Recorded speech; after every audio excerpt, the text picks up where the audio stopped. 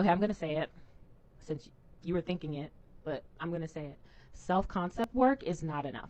I know everyone was and their mom was making videos on self concept. I There's this thing when something gets a lot of views, other people start talking about it, so they get a lot of views.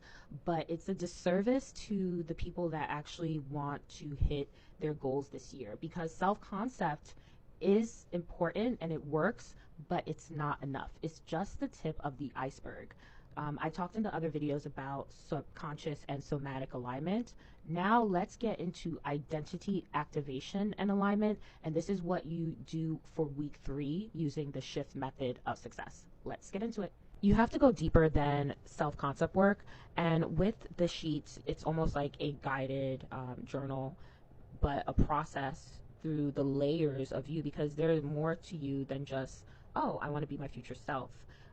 This process will walk you through that identity activation. So it's just not just your goals, but also you, the soul you.